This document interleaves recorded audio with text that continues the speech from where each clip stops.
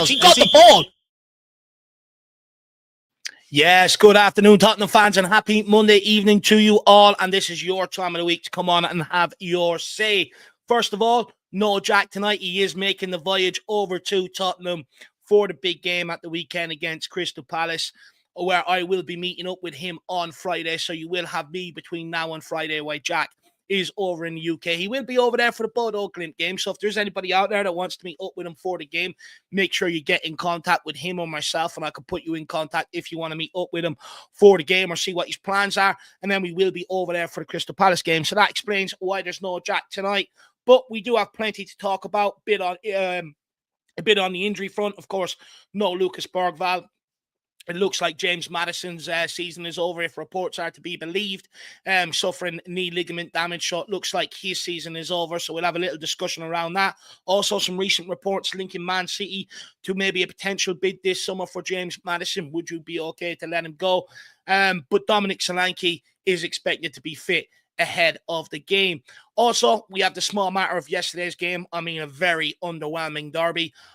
I know that we've got a game Thursday night, but some of them players had a point to prove, and I just think they went out there and sort of had it easy. I was watching Sean earlier on, and he was saying, it was a great analogy for what maybe we were trying to discuss here yesterday on the pre-match build-up, that, if you're in an ER room, working in the ER room on Christmas Eve, you don't down tools, because you're looking forward to Christmas. Do you know what I mean? It's the same thing, some of them players had points to prove yesterday, and they just didn't prove it.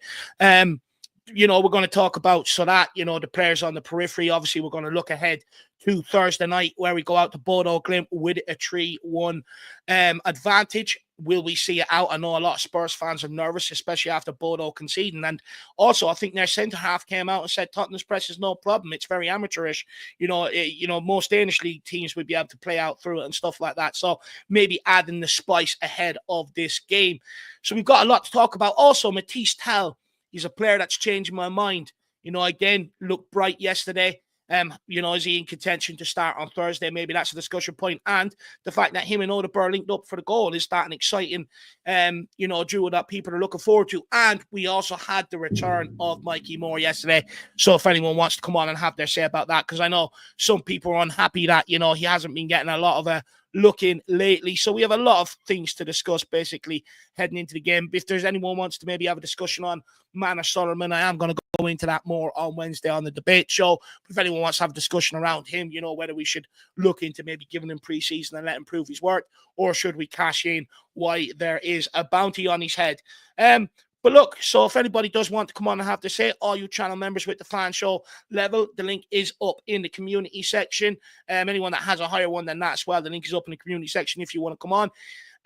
If you don't have one, why not grab one? Come on and join in the conversation. So far in the background, we do have Brad and we do have Paul. And if anyone wants to join, we'll just throw you in on the conversation. Big up people at home. So far, we've got Jason in the house. He says Maddison only had last two games, and we couldn't even have that. I mean, look, it's just a blow, isn't it? It's just our luck. And the reality is, we've got Kulusevski, but he's not pulling up trees since his return from injury. I remember a couple of seasons back when he had one under Conte, he struggled to come back all that season. It's a bit of a recurrent pattern with Kulusevski, do we? And we need someone to step up Thursday night. Is he going to be the guy? Let me know on that in the comment section. Rhino was going to come on, but he's had to hop off. So big up, Rhino. Hope everything's okay with you. Big up, Mr. Edwardson. Good to see you. Swim Master says, roll on Thursday. That's my Tottenham focus at this time. We've got K32. Hello, Dave Jack. Hope you're all well. Can't wait for Thursday. And we'll book ourselves into another European final. Well, that's the plan. Day 32. Hopefully things go according to plan Thursday night. Shem Tam says, hey, Jack and Dave, hope you're both well and survived that snowfest yesterday. Honestly, when we finished, I ended up going to sleep for a couple of hours. I just couldn't stay awake. The game was that boring. Ended up getting my Indian later on that night. But, oh, my God, it was such a boring game yesterday. And then Mr. Edwardson says, I wonder if I spot you there, Dave. I'm going to the Palace match. If I do, I'll quickly introduce myself. Come on, you Spurs. Do you know what? If you are there, make sure you do. Look, I think I think the protest is still going ahead, before the Palace game. I think me and Jack are going to make our way down there and sort of, go up the high road with them. But, I think we're planning on getting down there earlier again. So if anyone does want to meet up, we'll just let you know where we are and you can come and join us. So big up. It'd be nice to see you, Mr. Edwardson. Billy says, gutted for the Maddison injury. Yeah, it's absolutely gutted, my man. I mean, I just seen a stat today. He's scored 6 goal contributions in the last 6 games in the Europa League for James Maddison, and his last 6 outings, so shows how important he is on that run. And then Spin Master says we basically had half of our squad injured. We then basically got ourselves back, just needed to get match fitness up to scratch. But why, oh why did the injury start up again and continuing? Yeah, it's becoming a little bit of a concern, that's Bergvall. Do you know what, Bergvall, you can kind of see it coming to a large degree. He played a run of, I think he's played 45 games or something like that this season. He's got a lot of game time, and making that step up from the Swedish second division, to the Premier League, it's a massive step up to me. You could kind of see that coming. With James Maddison, it's a bit of a sore one, because he did spend a period there of the season on the bench, which, with hoping he would be able to preserve himself and see himself out the end of the season, but that hasn't been the case. So that is disappointing. But guys, I mean, look, let's start with the West Ham game. I mean, look, many people are calling it a snore fest. Many people are upset, with the performance, especially Tottenham fans, from a Tottenham point of view, especially with some of them B squad players out there who have a point to prove. Some are playing for their future, and they just maybe sort of took it as a training exercise. I mean, 1 shot on target apiece in the first half, passing percentages in the 60s. Did we treat that was it that more like a training exercise for both teams yesterday rather than the London Derby? And are you disappointed with how we performed, or are you okay with it, knowing that one eye was on Thursday? I personally, thanks for the first half watch along, David. I was trying to get my stream up that I paid £5 for, and it took me the whole of the first half to get up and running. So I was listening to you guys before I watched the second half. And I saw the second half, and I thought, well, that was a waste of £5. Should have saved yourself a £5, Brad. Yeah, exactly. You would have said save yourself. I honestly watched that game just hoping no one got injured. I know it was our B team, but you still want a bit of, some players there. The thing that really surprised me about the game was that West Ham didn't seem to care either. And this is their cup final, so we were always told. And yet they didn't seem up for it. The crowd didn't seem up for it. It was just a real non-game, and I guess the only bright side is we actually got a draw out of it, whereas the last 2 away games we conceded 4 goals and lost, so that was one good thing. None, I don't think, got injured. Mikey Moore showed some good touches in the second half. I thought Tell didn't do too bad. He might be useful to have on Thursday, but it was a non-game. It was a game that I don't think any of us really wanted to play. Don't get me wrong, we always want to win games. Is that the right approach, though, Brad? Especially considering, some of them fringe players, some of them are fighting for the future. And, surely Europa League contest and trying to get in the squad, or at least get off the bench in the semi-final on Thursday night, should be more there. I don't think they do it consciously, but I think subconsciously they probably did. With going into tackles wholehearted, that sort of thing. It's human nature, I guess. That I get the point that there are players there that could say, watch me now, see what I'm like. Make sure you play me on Thursday. And I think Tell to a certain degree did. I thought Danso looked strong again, but Vicario didn't have a lot to do, but he made one brilliant save. The only thing that made me laugh that I was just so Tottenham was they bring on James Ward-Prowse, who has got a great scoring record against Tottenham for whatever team he's played for. And you think, well, in the 10 minutes he's on the pitch, don't give away any free kicks. And we gave away 3. Yeah. And one was the one that almost went in with Vicario saved. The second one, I think we got rid of it. And then we had that direct free kick in the last kick of the game. And I'm watching that was on target. He had Vicario beaten. Exactly. And I'm watching that thinking, and I'm sure everyone else was. I'm thinking, this is going in. This is going in for a last minute winner, and it just missed basically. But it was just so Tottenham to do that. Don't give any free kicks away. Seconds to go, and that's what exactly we did. Yeah, but yeah, that's the sort of thing though that we need to learn from. Like, that's just pure football intelligence. As soon as you see James Ward-Prowse entering the pitch, surely one of them players should be getting the message around to people. No fouls in and around the area. No fouls in and around the shooting distance. Fine if you want to do it out wide or whatever, but nothing in around shooting distance for him, especially in the derby game. It's just naivety. The one that gave away the direct free kick, if my memory serves correct, was Sarr. Sarr, who gave away an unnecessary penalty against Chelsea. Yeah. He didn't have to. And you think, well, come on, Pat, you should have learned that by now. You're correct. They should have, and that should, I think we do lack a leader that would do that and just say to everybody, look, this guy is a brilliant free kick taker. So don't It's just common sense. Like, even if I am an 18-year-old, it's the first thing that's ringing.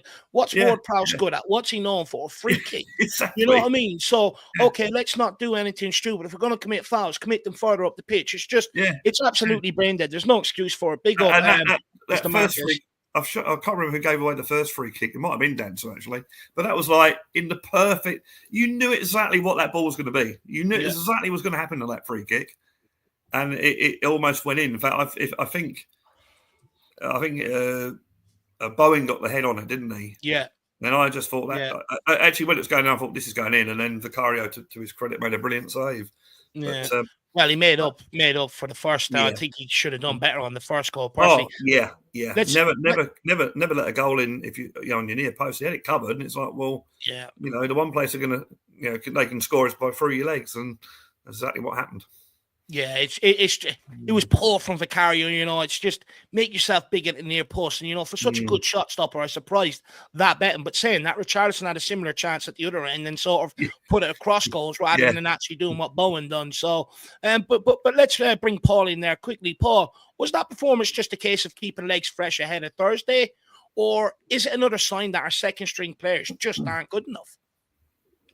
Were we actually playing? I don't know. Did we turn up? Did we get off the bus? Was the game actually being played?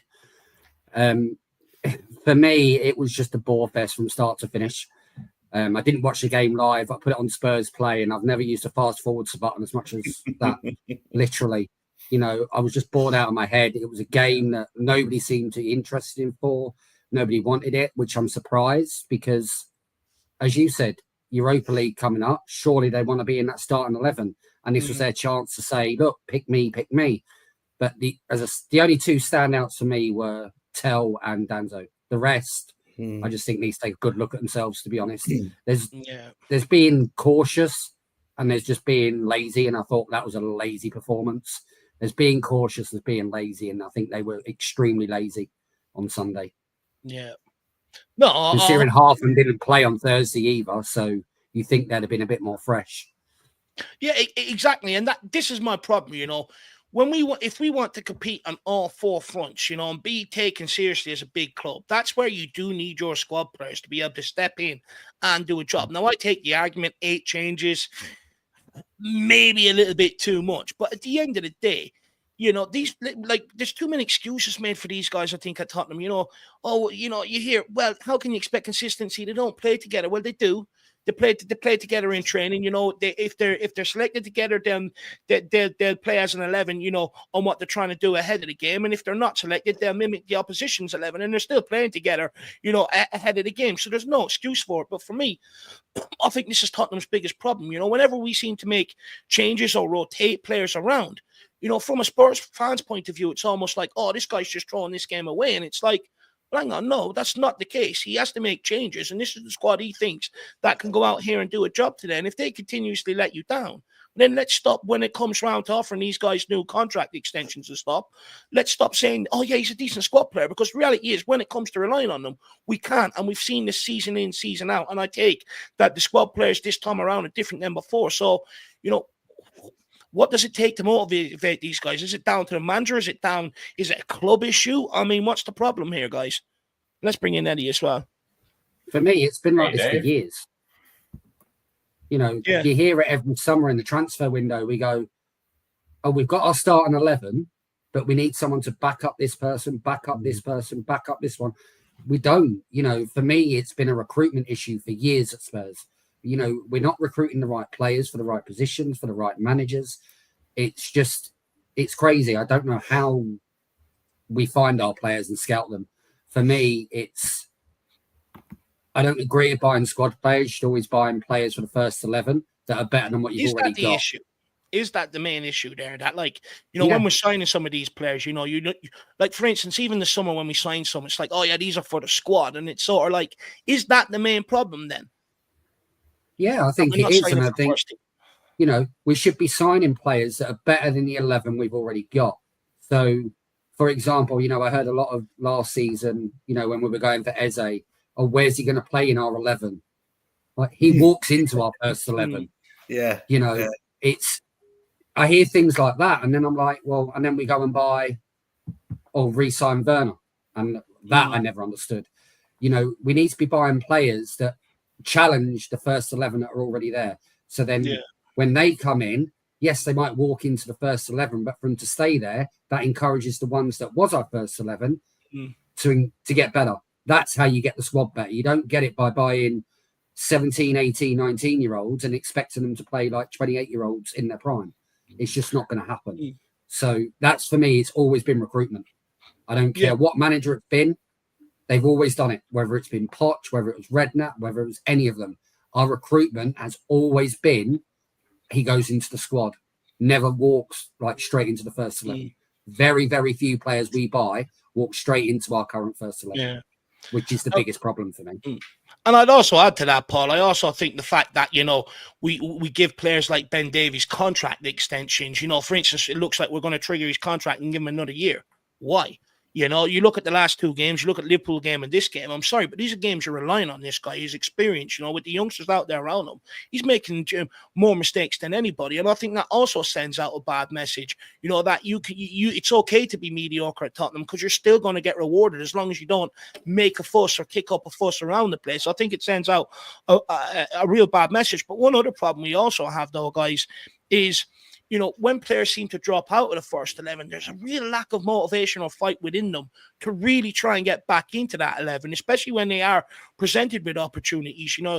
You go down the years, Ndombele was in the 11, then he was out at 11, no motivation to get back in it. Lo Celso, no motivation to get back in it. I'd argue Papa Matsar to a degree, Basuma, players like that. It seems like a real lack of care or motivation when they are selected to really try and get their place back in the 11. Who sets that standard?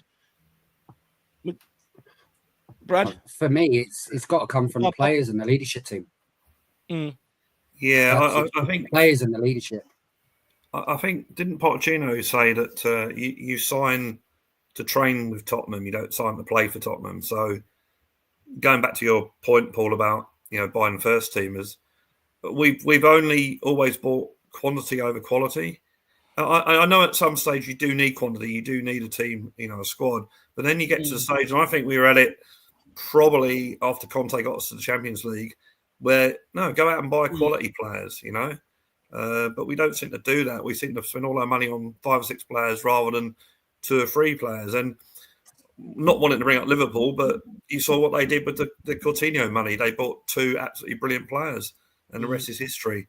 So I think, it is your point, Dave, about players not trying to get back.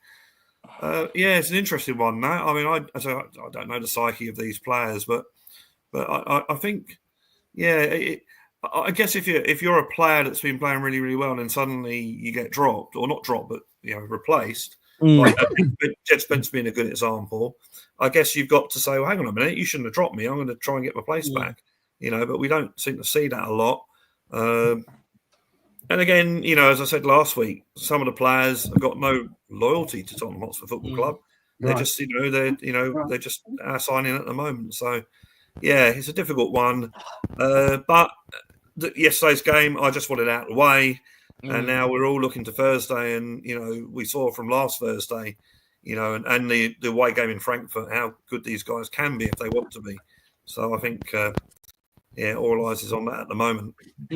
Where I just become disappointed when I look at yesterday's game, it's just, it's clear that the first 11 are being protected by Ange Postecoglou, but even when some of them are being rolled out there, it's clear they're protecting themselves, and I just think these Premier League games is a prime opportunity for someone to actually just grab the bull by the horns and say, hey, Don't forget about me. I'm here, you know. And also, you know, I can do a job for you moving forward. And I just think I don't see anyone really want to take the reins. In fact, I just see everybody sort of in that slump. And I'm looking at the likes of Papa Matasar. I'm looking at the likes of, you know, Archie Gray, Danzo, Davies, Jed Spence, you know, take your opportunity, you know. And it's just, I look at it and they just almost seem to be going through the motions. And I find it a bit of a piss take, to be honest with you, because if I'm in their situation, I'm looking at this and I'm going, for my benefit, absolutely great.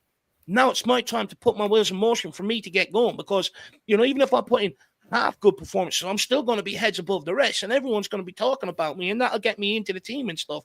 I just find it really, really so much of a letdown. Let's bring Eddie and Dermo in on yesterday's game. Let's wrap it all up, and then I want to just sort of move on. Let's talk about the whole James Maddison situation. We'll start with Eddie because he was in here first, and then we'll get on to Dermo. Big up, Dermo. Start with you, Eddie. Yeah. Look, I watched some of the game, most of the game. I kind of fell asleep like towards the back end of the first half. Okay, it was that boring a game. For what I saw and for what I've heard, quite just lazy about, really. Very, very no one really tried. West Ham didn't want it. Our players obviously didn't want it. One eye on Thursday, but a lot of those squad players should have tried a lot harder to try and get into that squad for Thursday. But look, I think that game, it just solidified what a starting 11 is going to be for Thursday. It's going to be exactly the same, except maybe Maddison dropped for Kulu, and maybe Son comes back in. But at the moment, I just feel like, yeah, like you said, Dave, just the squad players aren't trying to get into the first 11, which is really disappointing. And come the summer, if we're in the Champions League, we better go out and spend big. We need quality, not quantity. We need sell Witchy, bring in a good striker and a winger. Like that what I would do. Winger and the striker. That's what we should do. Because this forward line is atrocious. We need to up that forward line and make it better. Like the midfield, we can work with the so-called defense, but it's the forward line that been letting us down this season. And come the summer, if we're in the Champions League and Levy doesn't do that, have a long season ahead of us. Doesn't matter which manager we have in. 100%. I fully agree with you, because, you know, people go, the forward line isn't as bad, you know. Look at the goals we've scored, and it's like, yeah, but you also would say Postecoglou plays gung-ho football, which means where he's putting us in more positions to score. We're bringing in a manager that's bit more pragmatic and what have you. Not they're going to score nowhere near the amount of goals. And if you're asking this team to do counter-attacking football, I mean, forget about it. Yesterday we could barely get out of our own half. It was disgraceful. Not one of that forward line could really hold the ball up. Matisse Tell was the only one that was really making it stick. But then Dermot, look, you were missing Sunday. You know, gave you a little break ahead of the big one this week. But, you know, one of the talking points on the pre-match build-up ahead of Sunday was, you know, everyone says, you know, when it comes to Ange Postecoglou, I'm talking about pundits, you know, the media, and, you know, I've heard it within the fan base as well, that this squad is better than what it's currently performing, and that another manager will get better out of this squad. I mean, look, I'd make the argument we've used more of this squad and had to rely on this squad than ever before, you know, this season, than what we have had ever before. And I think it truly has been a really good test of how good this squad is. You know, so, you know, I think it begs the question, you know, does that claim hold weight? Is this squad as good as people think it is? Or is it actually, Postecoglou ain't the right man. This squad is just not good enough either. It's a hard one, because the first 11, when everyone's cooking, it is good enough. I think the squad in the whole, you can always make changes to a squad. You can always add or get rid of a few players. No managers are really happy with the squad. You can never say a squad is 100% perfect. But if you look back through a Conte or Mourinho had these sort of players, I think, they would get more out of it. I think a Conte would get more out of it. I think a Mourinho would get more out of this squad. Paul. Just put yourself on mute there, Paul. I'm sorry. Oh, go ahead, Deborah. And I think a more experienced manager would get more. Now, it's not saying Ange isn't getting enough out of it. It's not Ange's fault we've had all these injuries. It's just been one of those seasons. But I do feel that a more experienced, a more tactical announced manager will get more out of the squad. It's a good squad. We've got You rid of still the think it's a good squad? Now, I let's do. bear in mind, we've used nearly everybody in this squad, plus some of the academy kids. It's been tested more than ever before. We've lost 20-odd games. It's our worst season on record. You genuinely think this squad is a lot better than what it's shown? You think we've got a good squad? I think when you go back to the likes of Dyer, Davis, Sanchez, we've had improvements in Romero, Van der Ven. I think you look at certain areas, yes, we have improved. As I said at the beginning, that the squad's not perfect. Yes, there needs to be improvements there. Yes, and I think Paratici coming back in, I think that's a great thing for us because he'd be able to plug them gaps where Lang wasn't able to plug.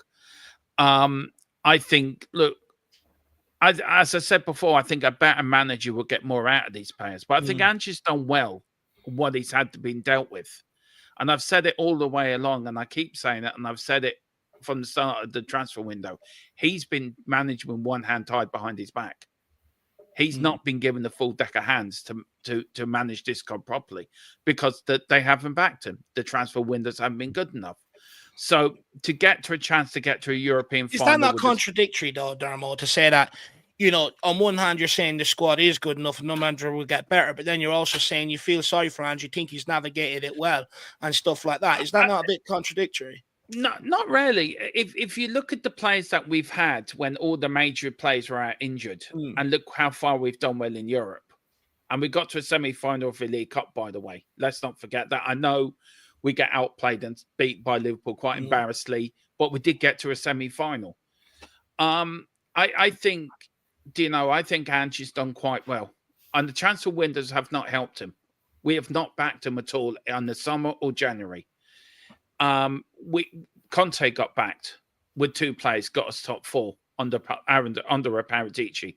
So if you have a Paratici and a Postecoglou sort of team, I think you get a better squad as an overall squad.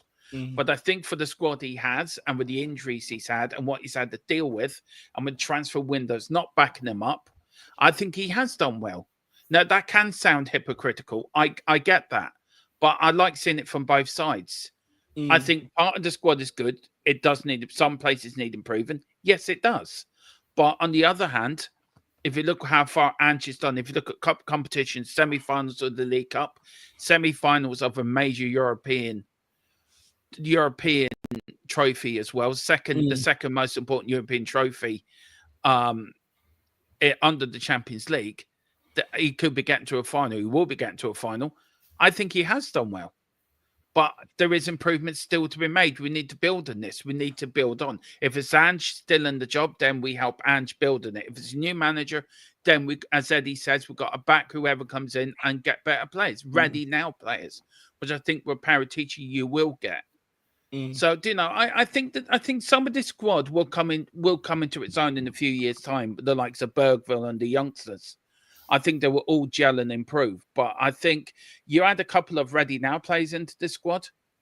I think this is a squad can go places if you add the right players in. Get rid of the players you don't think are going to improve and just add it with ready now players. I think this squad's already halfway there. That's my opinion. And that's what I think. I've been thinking a lot of it since yesterday. And yesterday's game was woeful, by the way. But I'm happy we got a point. A point's better than it stops the losing. We lost 3 in the bounce. It stops us losing. We get a point and we move on. We move on for the last 3 games of the season. Look, in terms of yesterday, I'm not happy.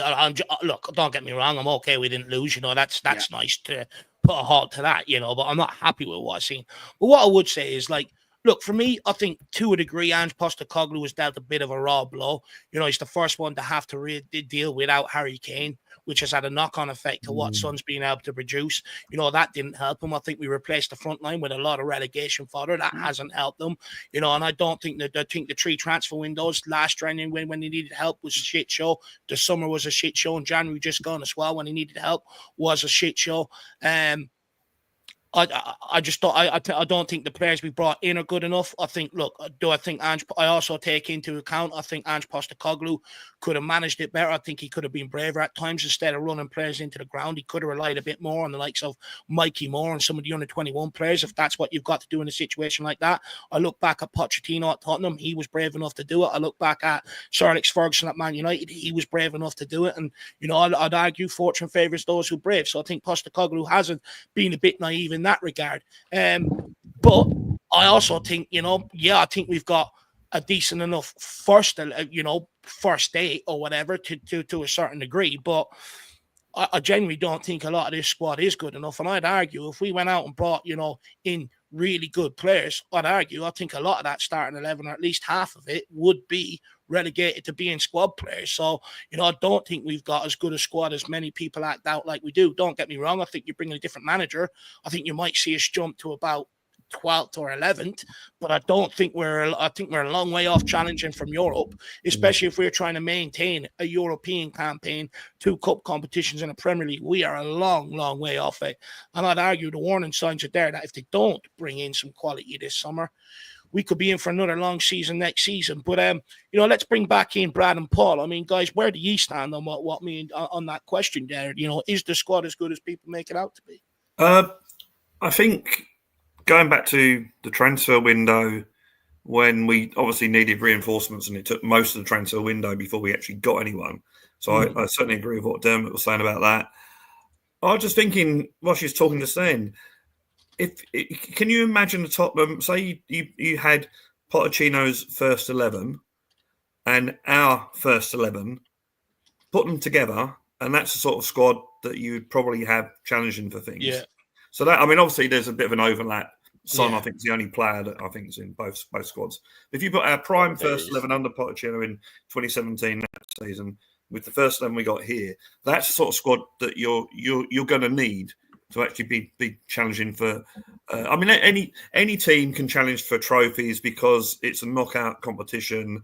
You can just play really, really well for 2 or 3 games, and you're in a quarter final. So, but I think that the main thing that Tottenham have to aim for, and this annoys me, the club have never actually come out and said what our aims are.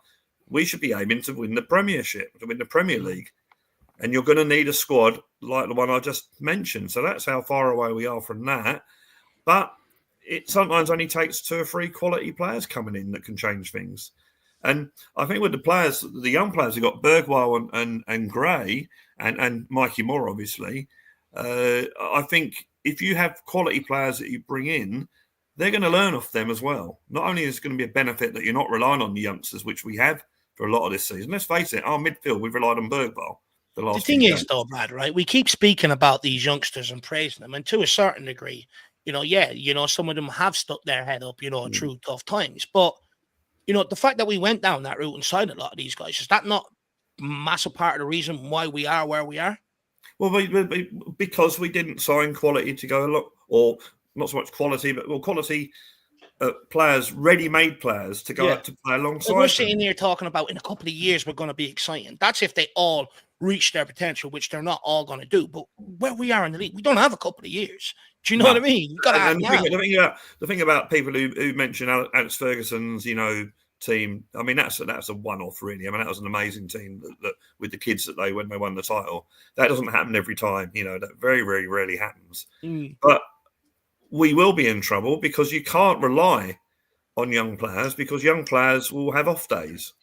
Mikey Moore can be absolutely brilliant on his day, but I've seen him have a really off game every now and again. That's what happens when you're a young player. It's the learning process.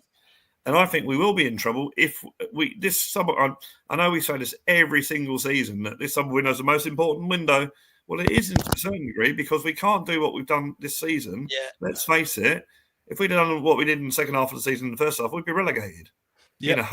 So we need to bring in these quality players to play alongside these kids, to give them something, experience to learn from, and also take the pressure off them. Because if you're a young kid and we're relying on you, then you think, well, hang on a minute, that's going to put a lot of pressure. A few seasons ago, Kulusevski, we was relying on him, and he's only what at the time was only 21. You can't be doing that. But then again, the problem we have at this club is we can't buy a 28-year-old because he's got no resale value. And, whilst we still have that attitude, we're not going to get anywhere.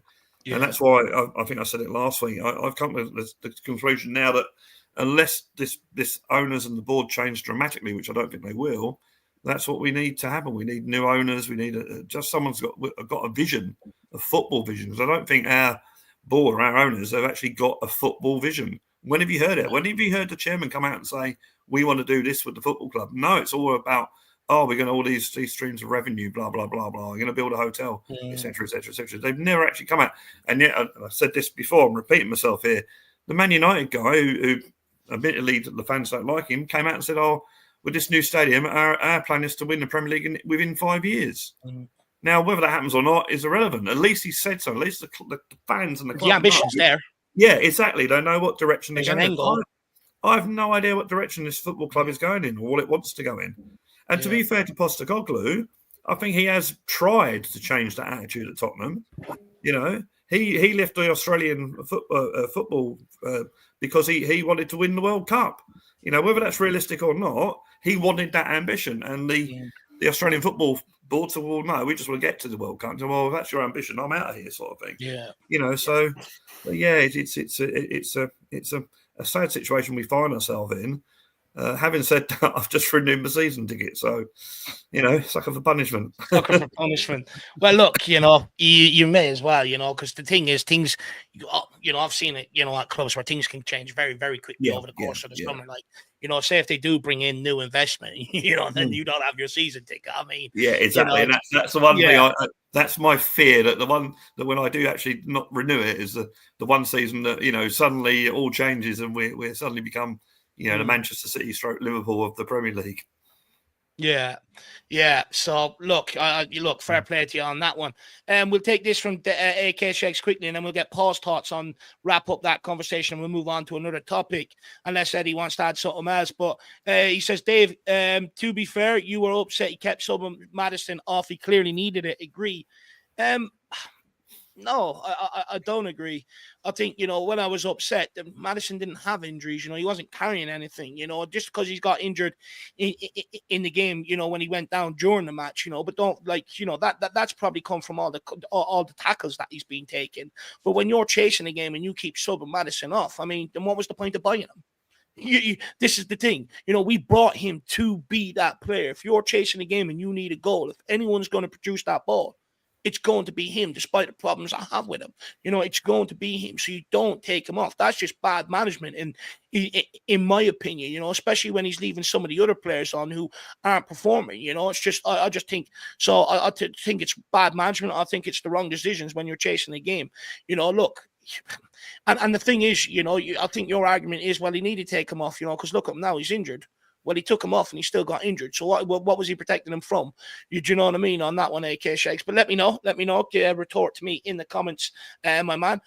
Or if you're a fan show member, come on and have your say, buddy. But Paul, anything you want to add on to that? Is this squad as good as people make it out to be? Because it is a common theme that that I hear. Another manager would do a lot better with this squad. And like I said, I look at the this season. The squad has been tested and more than ever before. And look at the shit show this season. I think that's the biggest problem for me. As I said, we're not buying the right quality in the summer windows, transfer windows, anything. All we're buying is crazy youth players. And they might be great at the time, but they're not fantastic. They're not ready-made. They're going to make mistakes. And I've seen it this season. Bergvall make a mistake. Oh, he's now rubbish, and then now everyone's singing his praises again. We're far too quick to call on these players. But at the end of the day, for me, we need to buy quality, and we need ready-made starters that are going to challenge for the first 11 straight away. We've got enough youth now. We don't need any more. This summer, I do not want to see another 18, 19-year-old walking through the door. I really don't. We have enough. We can fill 2 squads with just 18 and 19-year-old players. We now need experience. So for me, it's got to be ready-made, ready to go, tested at a high level as well, not just top of the championship relegation players that we always seem to buy, like Solanke at the time. Maddison come from relegation. Johnson come from Forest when they were down at the bottom. we need to be buying players that are playing in top leagues and towards the top of the leagues.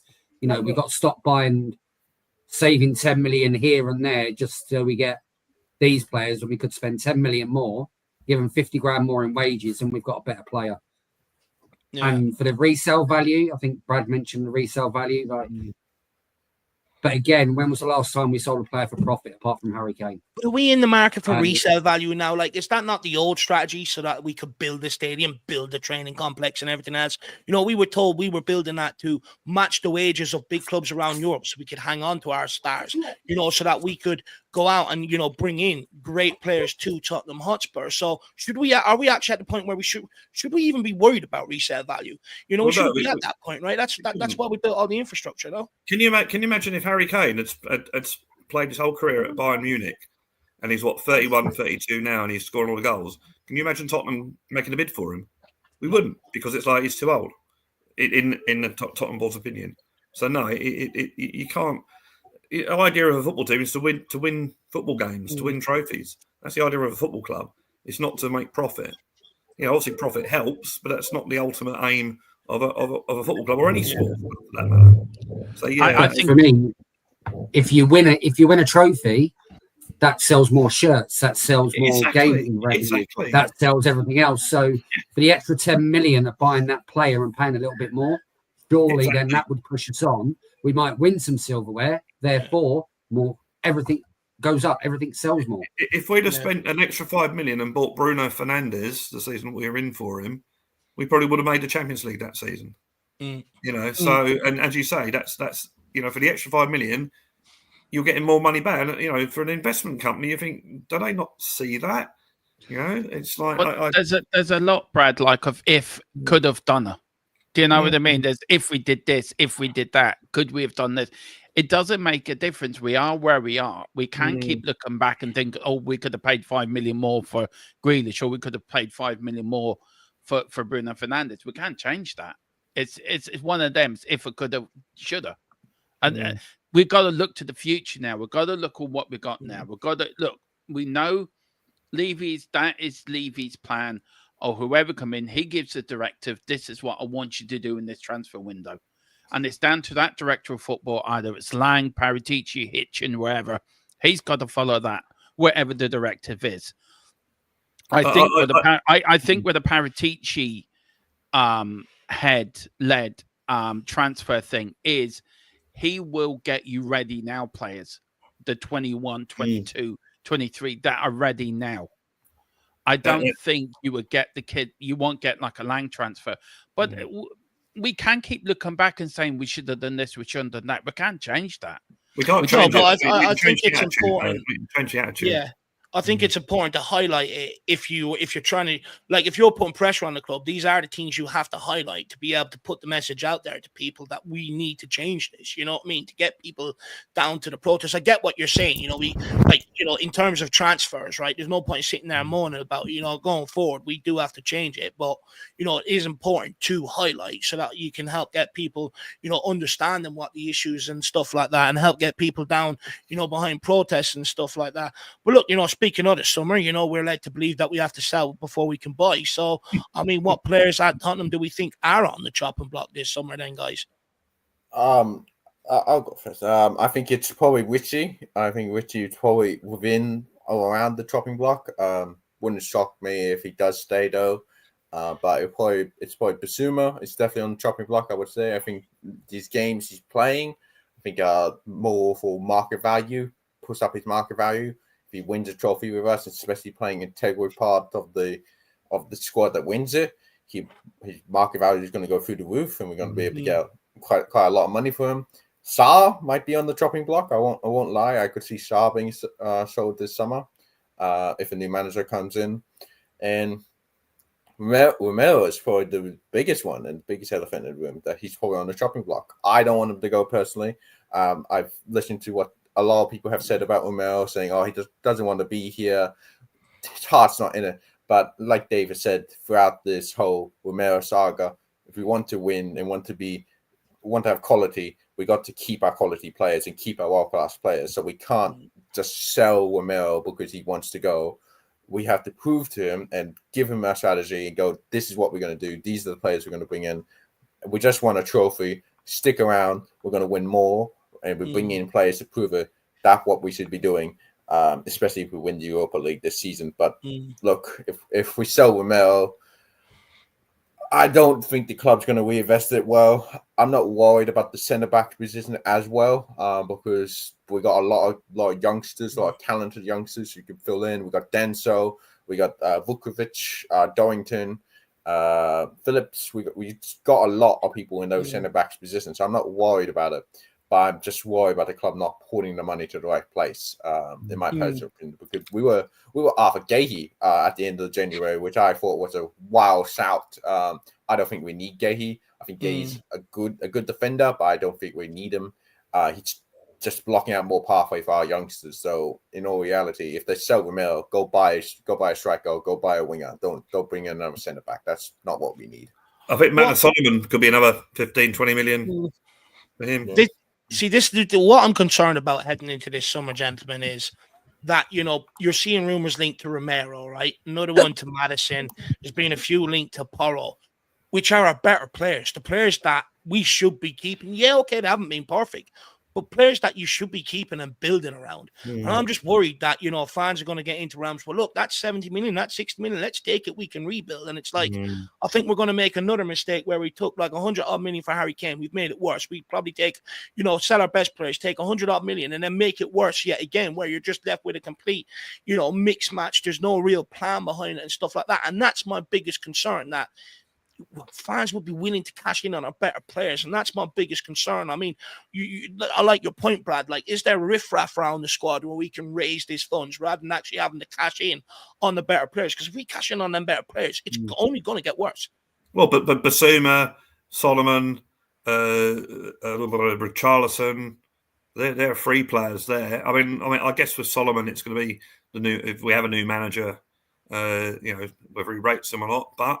There's what you could probably argue £100 million there, maybe not quite that much, but there's money there. Although to be fair, I don't believe the narrative that we have to sell to buy anyway. I think that's a load of rubbish. Yeah, fair enough. And I think Leeds would take a kick at Solomon, because Leeds are back up this Prem season. They might go for him. They might go here 15 million, or we'll keep Solomon for the season. Well, after him scoring the goals to win them the league, I'm pretty sure they're going to sanction that on him as well. I have to agree with Brad. It's a load of nonsense, this sell to buy thing. I don't believe it either. I've done my own little digging into this, and people that I speak to, we could. It just doesn't make sense. It just does not make sense. And you look at TalkSport and what they were saying on that same article you sent me, Dave, and I watched it as well. It just does not make sense. We've got all. Well, look, I think we've got assets, but isn't it down to the Levy Trust to pump money into the club to fill that hole? It isn't down to. I just want. Yeah, go on. Sorry. So basically, what Simon Jordan and this guy Stefansson, or whatever you want to call him, were saying on TalkSport is that there's 280 odd in historic transfer fees, that we owe, that we have to pay up. Yes, some of them are, put over a couple of years and stuff like that, but a lot of the players that we've moved on, we've got very little money and recruit very little. So that money then has to come out of the profits that you make at Tottenham Hotspur to make up that money, because you haven't been receiving transfer fees for a lot of our players. Then it comes down to, our prize pool finishing down where we are in the league as well, which, limits, we're probably only going to get a couple of million. So again, in prize fund money, there's not a lot coming in. And then also moving on to that, then they're talking about,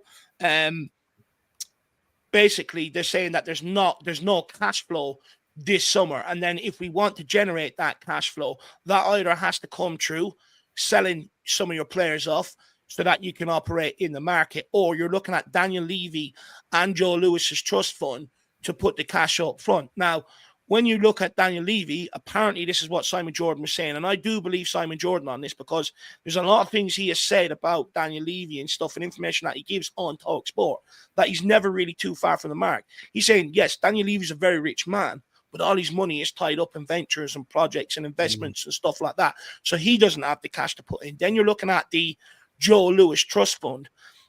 Apparently, they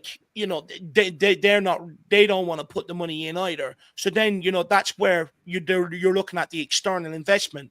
Everyone's gone on about takeover talks, but I don't think they want to sell. They've been actively looking investments since 2021 into the football club for the likes of, to help with transfers and all that sort of stuff and for cash flow. That's why they've been looking for investment. Daniel Levy knew that this was coming along the line, that's why he's been out there looking for investment. So to me, I think it does make sense when you've paid 60 odd million in transfer fees for Ndombele, plus all the wages, signing on fees, bonuses and everything else. That quickly goes up to 80, 100 million. What did we recoup? Well, that money has to come somewhere to play Leon. They're not just going to wipe it off because he didn't do well. So it actually makes a lot of sense when you look at our previous transfer windows and what we've recouped in transfer fees. I get that, but that then begs the question. That asks the question: then why isn't the Levy Trust if they don't want to pump money into the club, then why don't just sell up? This is what people are putting pressure on them for. Yeah, and there is takeover talk. There is talks to buy the club over. There's two separate lines of talks. There's one for an investment and there's one for a takeover. Now, they are going to buy the English shares. I did hear about Levy being investment, so I heard the same thing, and that makes a hell of a lot of sense because everyone's saying, why doesn't Levy put money in? Levy can't because all these money is invested in different assets. And anyway, what he'd be able to put in, it's not really going to buy you a top It's not going to fill in the black hole. If we finish where we are, we're going to get around 11 million for finishing where we are. So that's how much we're going to get for finishing where we are in the league. But whoever wants to come in and buy Tottenham, they're buying the Enix shares. They're the ones that are up for sale or whatever. Look, for me, I think they need to sell and get out of the club. I mean, we want somebody there that's going to pump the money in and fill in the black hole. As you said, Dave, if that doesn't, what we're going to do? Sell our best players. And do we want to do that?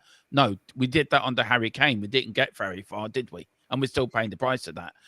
But if you look at, I always use Manchester United as another example of now how much money they're at in historic transfers and how bad they are.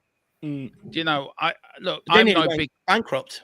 Yeah, but it's still the Gary Neville interview.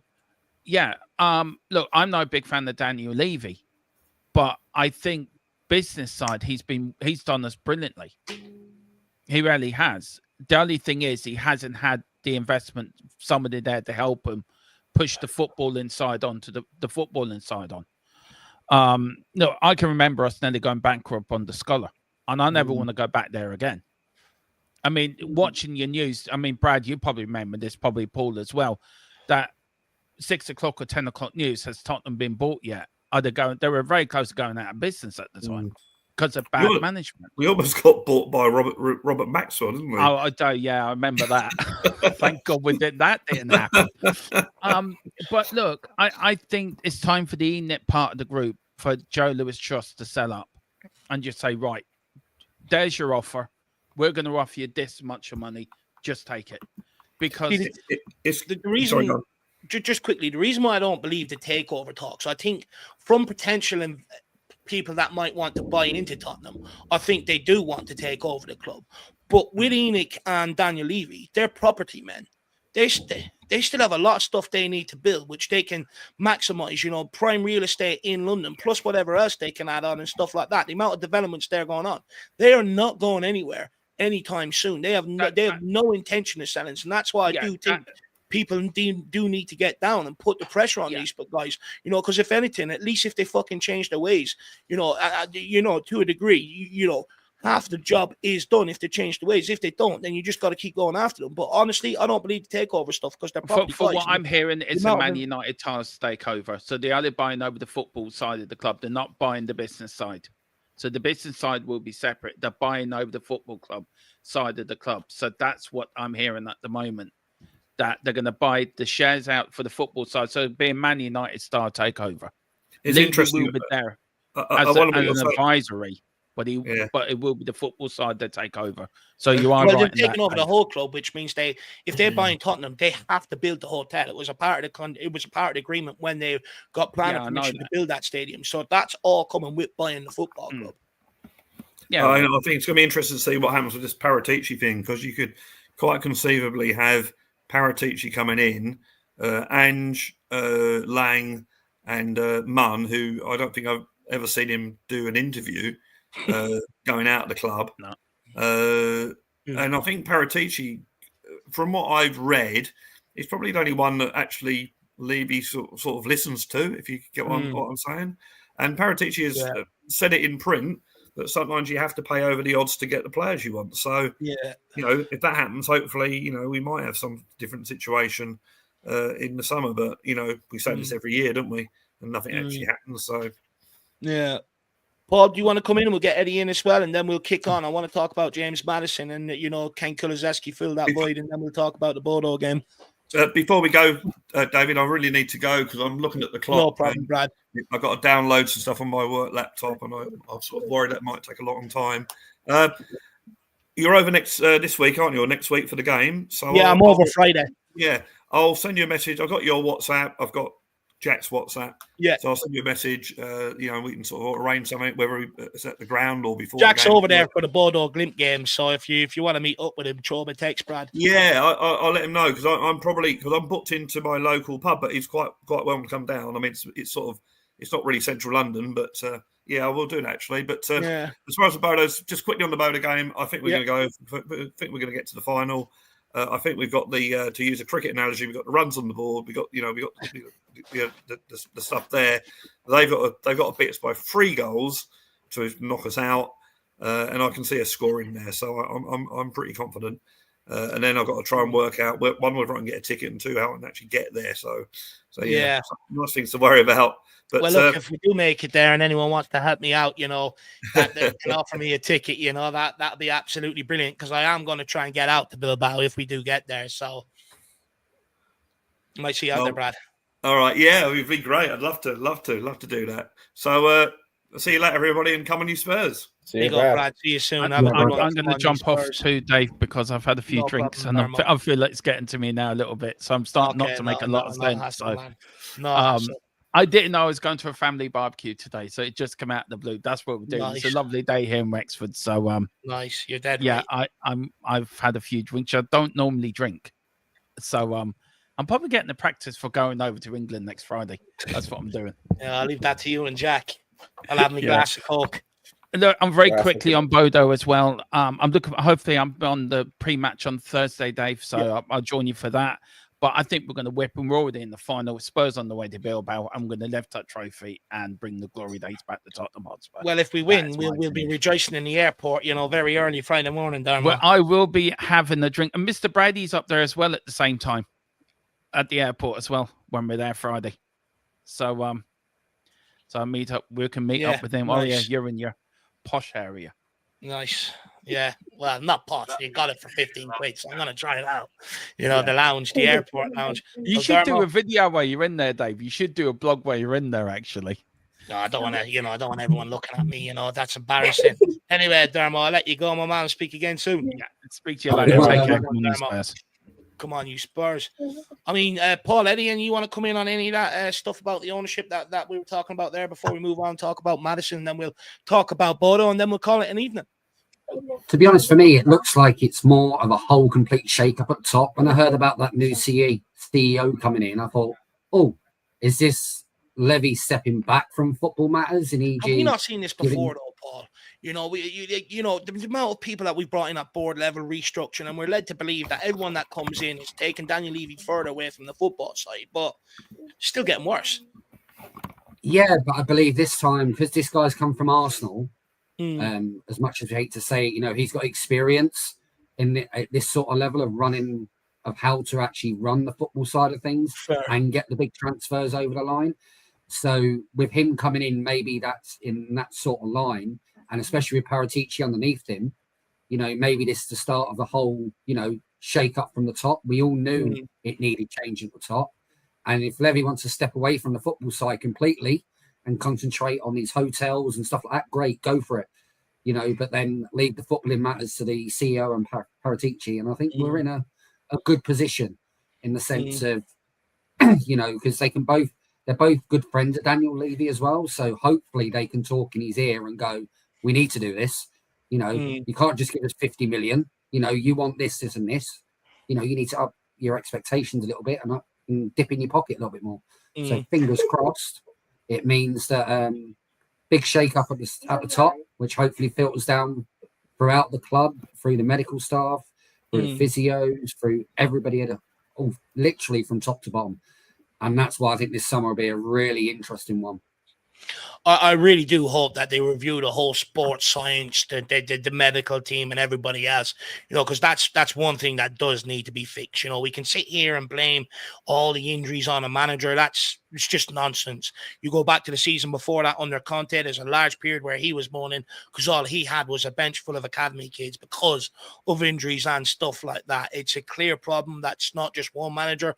It spawns a number of managers, and it's one area that really needs to be sorted out. If we're investing this much money, we're giving them the state-of-the-art training complex to work with, the hotel for them to stay at if life gets too stressful outside, the training pitches, the comfort, flying, traveling, everything else. The amount of money we're investing into these guys, you've got to invest the money to be able to keep them on the pitch as well. So hopefully, we can do that this summer. It needs a massive, massive overhaul, that medical department and the whole sports science. They've already had a number of reviews into it. That was one of Scott Munn's remits. He's completely failed at that. So they need a massive overhaul of that this summer. But guys, I do want to talk about James Maddison. Of course, it looks like he's going to be missing now for the rest of the season. I mean, Eddie, how big of a blow is that? And look, with him going out, as much as there hasn't been a lot of consistency this season, I think he's played 45 games, 12 goals, 11 assists across all competitions. In fairness to the guy, he's been one of our best players and most consistent players across the European campaign, contributing goals and assists quite frequently. We need someone to come in and replace that, to be quite frank. It's not an easy fight to fill. You look at Kulusevski, I would have said earlier on in the season, looking at that, Kulu would have said he's the guy.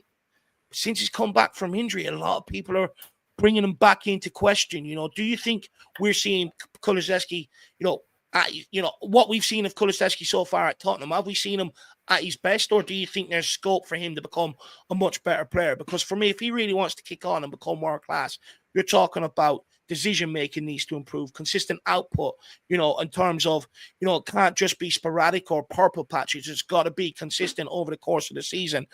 Can Kulusevski step up and be that guy? Do you have faith in him? Do I?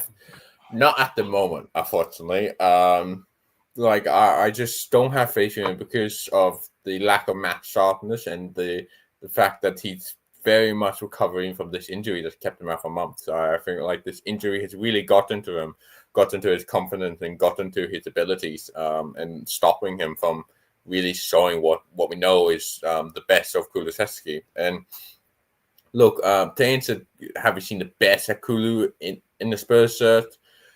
I didn't watch Kulu before he came to Spurs, so I can't really tell you. But I feel like he's just so young. He plays. He's captain of the Swedish international team. He's a real leader. I feel like there is much more to see from Kulu, and I feel like after he gets over this sort of injury hump, hopefully this Bodo game could give him that little kick he needs to push on. I worry about him on the artificial pitch, though, Eddie, Thursday. Yeah, I am you're too. Still feeling the effects of an injury and stuff like that. Like playing on an artificial pitch, out there where it's been cold all year round, it's going to be hard and you're going to feel it in your feet. You're going to feel it in your ankles. It's going to take its toll on your legs. Yeah, I said that in the chat earlier when I was talking to Jack earlier in the day when we didn't know Maddison was out for the rest of the season. We thought he could have probably played this semi-final game.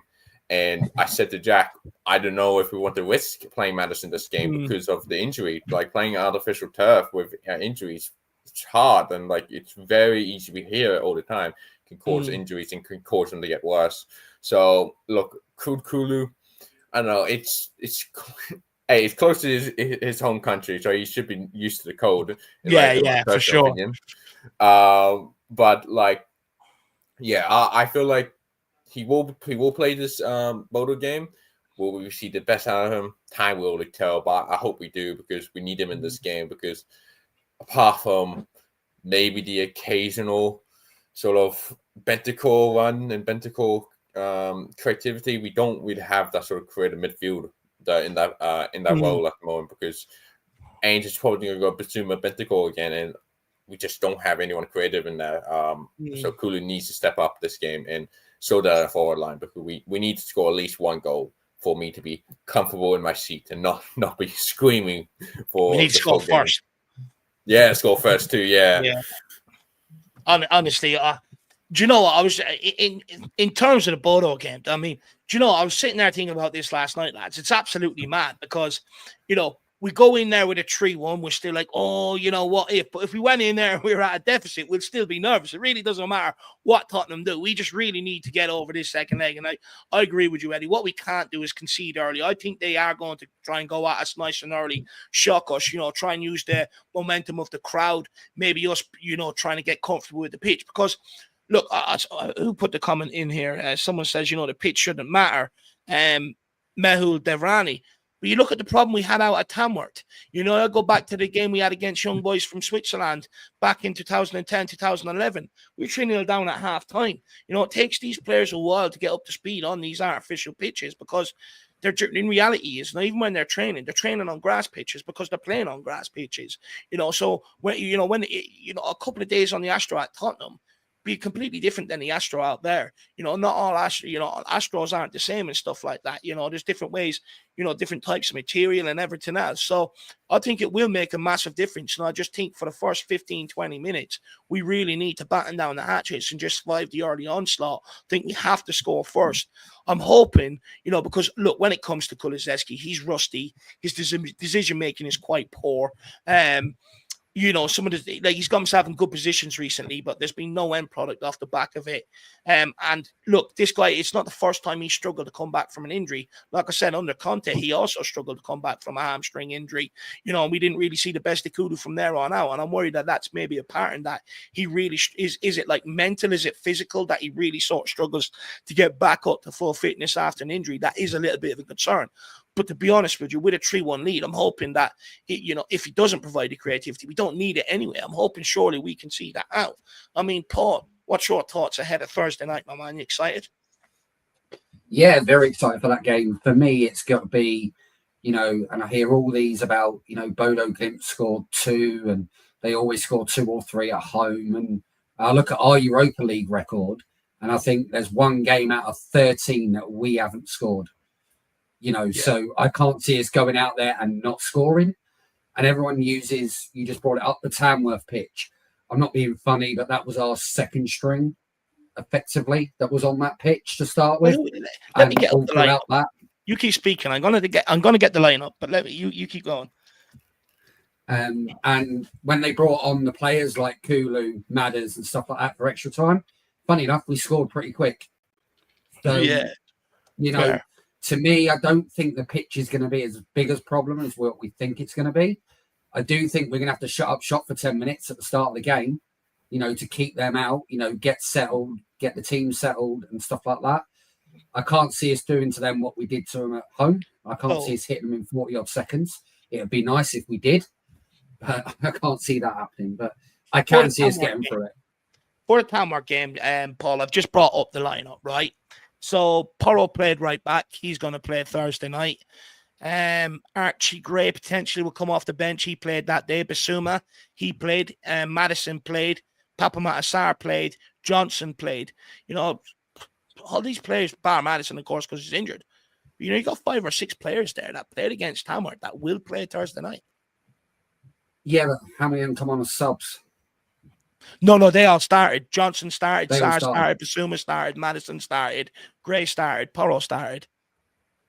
But if I remember at the time, they weren't starting that we were starting in previous games because he'd made wholesale changes. I think this time now, and it's not an FA Cups in Tamworth, it's a European semi-final in Bodo. So I think for the sake of, the stakes of the game are a little bit higher. So therefore, I think we've got a lot more. And if we on paper, we should easily beat them home and away. We shouldn't even be worried about what sort of pitch we're playing on. And if I remember that Young Boys result, I think we come back as well in that game, if I remember rightly. No, we lost 3-2 out there. We ended up beating them at home, but we did lose 3-2 out there. Yeah, but even a 3-2 result on Thursday still puts us through. Yeah, but this is a much different team to the one that went out there, though. We had Robbie Keane and players like that, players we could rely on. Yeah, no. For me, I think we've got enough to beat them, and I don't want to see us give them too much respect. I don't want to see it just because they're at home and they can go crazy and they can score loads of goals. I don't want to see the same attitude like we had against Tamworth, just tippy-tapping the ball around.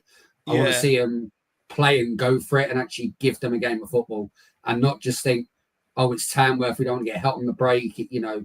I just want to see Spurs turn up and play like we know how they all can play. No, look, absolutely fair. And I think you're absolutely right, to a large degree. Like, you don't want to over-egg the pudding. You don't want to show them too much respect. They're not PSG right now, you know what I mean? They are only Bodo Glimt. I do agree with what you're saying, but they are quite confident. Let's not forget, coming into the first leg, they did say, as long as we keep it to a 2-goal deficit, we're happy. One of their centre-backs came out ahead of the game, and he said Tottenham's press is average. It's no better than an average team in the Danish league. We'll be able to play through that.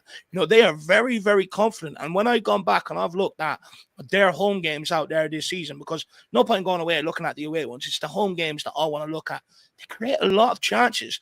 They do, a lot of teams find it hard to get up to speed, and this is to Patrick's point. This is something I have noticed, is the bounce of the ball is very different on an AstroTurf. Something that Romero thinks he can go and get on a grass pitch, it's completely different. Plus the fact you can't really slide tackle on them unless you want to rip your legs open to a large degree as well. So that takes out that ability. So you almost do have to play a position-perfect game where your position almost has to be perfect. That's not something you associate with Tottenham Hotspur. We often rely on Romero or Van de Ven bailing us out because our positions aren't great. So I'm not going to lie. I am worried. I do think that pitch is a bit of an equalizer. I am a little bit worried about it and how confident they are as well. Like, you go back and look at the Lazio highlights. They could have they didn't need that second leg. They could have bet them 6-0 at home. They had a lot of a lot of good chances. And let's remember, they had 4 or 5 players missing from the first leg that will start this leg. Yeah, and I've seen that all over. David's just mentioned it there.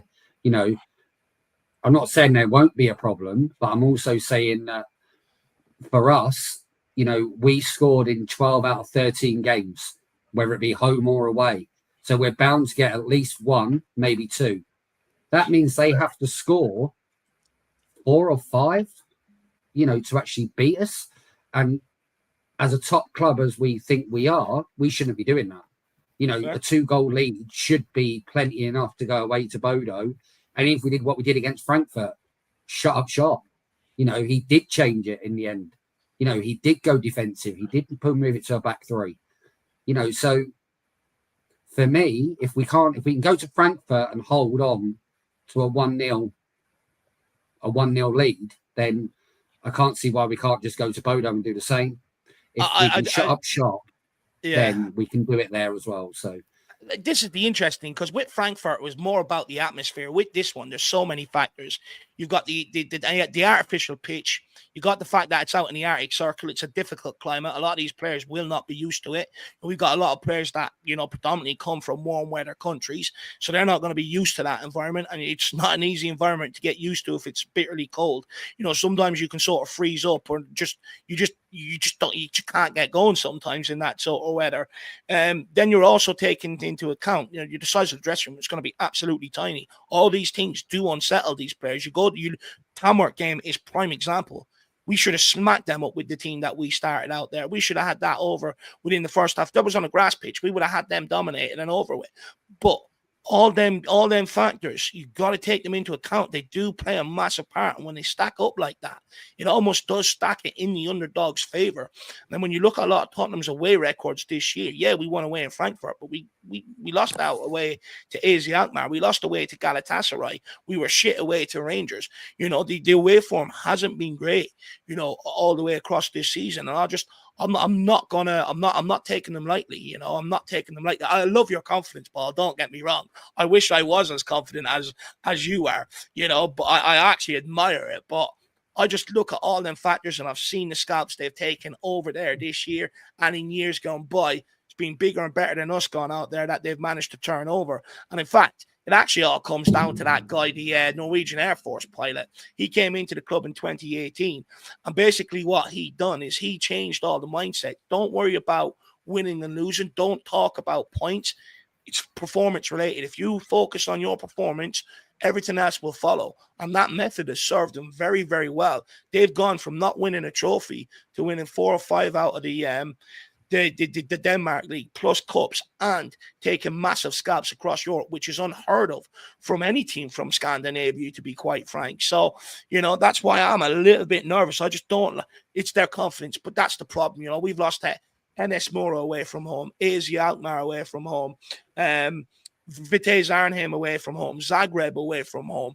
You know, we've had some pretty embarrassing exits away from home, and that's why I'm not going to get too carried away on this one. There's a massive job still to be done here.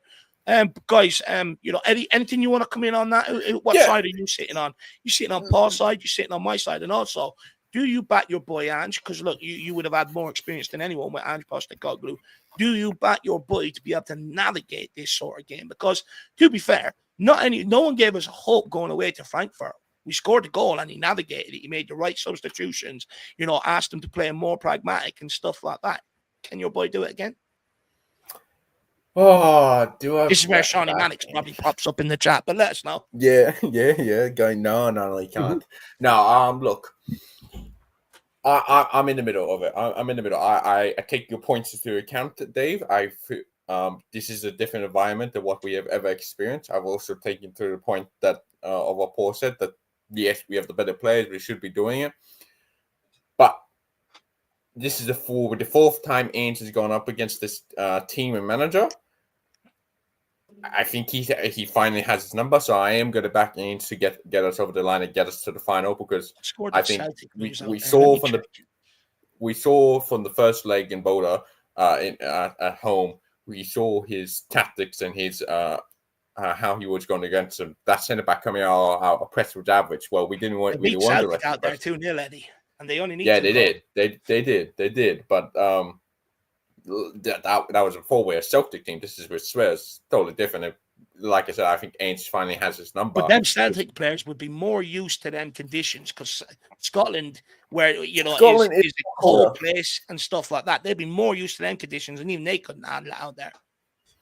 Yeah, but what I was about to say, Dave, I don't doubt that the players are probably more used to it, but I feel like Ainge tactically finally has this manager hooks, because I think like that centre back that came out after the game going, "Oh, our press was average." Well, we let you think it was average. We didn't press you. We let you have the ball. Actually, we wanted you to play off on the back. We wanted you to try and come out, because if we tried to press you, you would go over the top to your striker.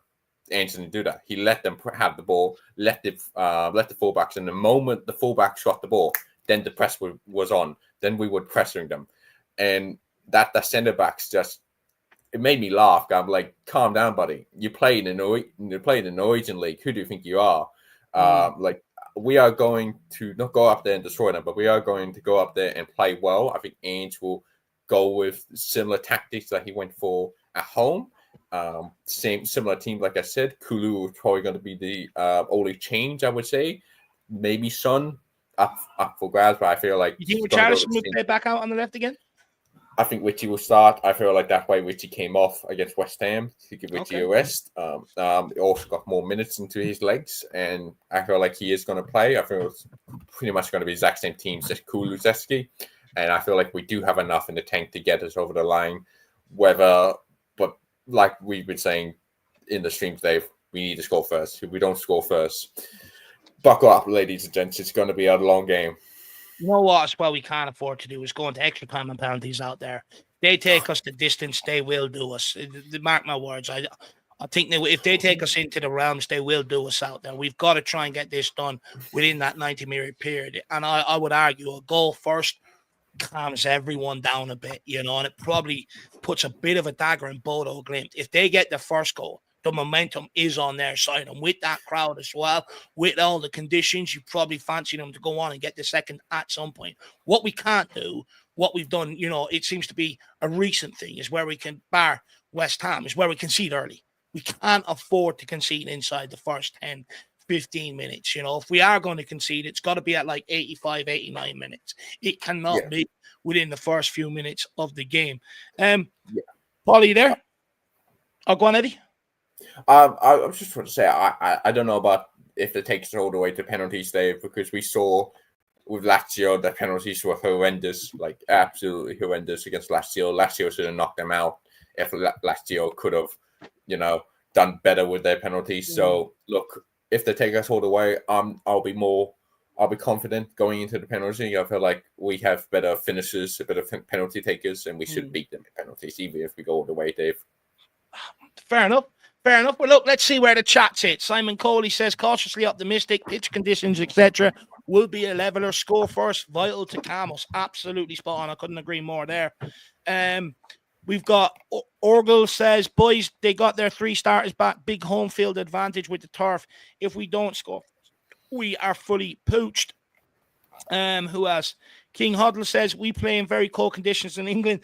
It's not a factor for me. It's not as cold as it is out there in the Arctic Circle, though. Come on, King. Like I said, I admire the confidence. You're more on Paul's side. Ugly Fish says, we need our Swedish boy. What a big loss. Yeah, Bergvall would have been ideal out there. And then Davy Clark says, although they say it's going to be 7 degrees and a cold 7 to 9 wind chill and an artificial pitch makes this a totally different game. Watch the Lazio game video. They smashed them. It should have been 7-0. You're absolutely spot on with that one. And, some people go, oh, well, look at Lazio. They're not a great team. I mean, they finished top of the Europa League group. You know what I mean? And, I would argue, I think Bodo made them look average, and they certainly leveraged their home advantage and their conditions as well. I'm just hoping it's a bit like Ajax, where they had this amazing campaign. Everyone's behind them. And then, the final was one step too far for them. And I'm hoping it's the same, for Bodo Glimt here. But I'm definitely not 100% confident going into this game. We've got King Huddle. He says it was -5 here in London in the winter, Dave. Yeah, but it's going to be a lot colder out there. You're talking the Arctic Circle, man. They spend half of the year in pure nighttime, and then I think there's only like a period of a month where they get like pure daylight. You're talking like snow all the time and stuff like that. I'll tell you what, type in Copa 90 or Copa 90. They done a fantastic thing on Bodo Glimt, around the area and the conditions and everything else. Go and watch it. It's an eye-opener. PH Family says 9 degrees in Bodo on Thursday. We should be fine. Yeah, look, why not wear the T-shirts and all? Honestly, I'm just saying this now. If I see players come out with long body warmers on, gloves and everything else, I know they are not up for the game and that they are freezing cold and they're already going in there with a bad mindset. In fact, I think, perception is a massive thing. I think what we should do, and I think it should be instructed, then players need to go out there in sleeves, or sleeve, no long sleeves. It's got to be short sleeves, jerseys on them, and go out there and just be like, send off that message. We're here, we're ready. If I see them in long sleeves, gloves, socks pulled up in under the shorts, then I can already see what we're about to witness. So, got to send out the message. Hardy, short sleeve jerseys. Guys, anything else you would like to say ahead of the big game, or anything else you want to talk about before we call it an evening? For me, the Bodo Glimt is, I get why everyone's cautious. Don't get me wrong. I do get why everyone's cautious, but in the same sense. You're just being diplomatic. No, I do. I do get it, but I also believe, with Tottenham, and everyone says, but they beat Lazio 2-0 and they did that and they took them to extra time and penalties. But I can't see us not scoring. I don't see a game out there where we don't score. I know we've not scored loads, but I don't think, which puts us on 4 over the 2 legs. Can you really see Bodo putting 4 past us? I can't see it. Did we see Ipswich, Wolves putting 4 by us? Teams like that this season. But it's Premier League, Europa League. We play better in Europa League, and I can't, as I said, out of 12 out of 13 games, we have scored at least 1. Yeah. So I don't see a game where we don't score. So I think that puts even a bit more pressure on them in the sense of, we don't do 1-0s or 2-0s. We generally go out and either lose 4-2 or we win 4-0. So yeah, I just want to see a really disciplined performance for me. If we go out there, give a disciplined performance, we've got nothing to worry about. At the end of the day, we've got, everyone calls them world class in Van der Ven and Romero. Fair. These world class defenders, if they can't keep out Bodo Glimt's centre forward, then they're obviously not world class, are they? So it's going to be one thing or the other. Man. That's going to be clipped up. One of their centre forwards, actually, I think he's like the top scorer or one of the top scorers in the Europa League. He's definitely their top scorer. 6 of his 7 goals have actually come at their home turf. So, they do have a regular goal scorer there. Sorry to just keep bringing up all these stats, but I think we have to be wary of it. But I think a good question to maybe end off on here, though, guys, is do we have to win the game out there to give Spurs fans confidence and belief heading into the final that we can win it? Because you'd argue if we sort of say we lose 2-1 out there, it gives fans a different sort of perception heading into the final, right? Yes, I feel like if we lose 2-1, it depends really. It depends on how we play. If we lose 2-1 and our 2 goals were unfortunate, not really deserved against our own player, those sort of things, then I feel like we could go into the final like that. But if like Paul said, we need to win. A win in this bad of condition will really put us ahead. Will it boost that morale around not only around the fan base, but around the squad and around the management? It will definitely push this team forward. And I feel like we'll beat any team we'll come up against in Bilbao. I was worried. I called it at the beginning of the season. Man United, Spurs. I said that's what's going to happen. So, this is going to be fun in the final. But I feel like it's going to smack Man United for a 4th time. Look, Ruben Amorim, think he doesn't have the players he needed. And I feel like best opportunity for Spurs is go smack them 4-0. Come on. Let's do it, boys. Love it. Love it. Do you know what? I'd love nothing better for us to go out there and sort of surprise me, and rack up the scoreline, and get a good win out there. But honestly, I don't see it happening. But Paul, what's your thoughts? Do we have to win this game out there to give Spurs fans confidence heading into the final? Because we do look for any reason not to be confident. And if we lose, that we'll go in there with no confidence. I think we do need to win more for the confidence factor more than anything else. I'd even be happy with 2-1. I don't want us to go out there and maul them. As long as we get 1 more goal than they do, I'm not that bothered. It's for me. Coming like Arsenal, we'll score 1 more than you, or is that an England song? I think that's an England song. An England one. Yeah, I think there's the English song. But for me, as long as we do that, for me, it's just about going out there, getting the job done professionally. We know we can do it. I don't want to see no silly mistakes, no silly passes out from the back, or if they're getting too close, move it up the pitch. Just get rid of it. I don't want to see any of this messing about around the box and giving them a sniff of an opportunity. Don't want to see any of that. Nice, clean, slick, professional performance. Get a goal or 2, and I think it puts it beyond their reach.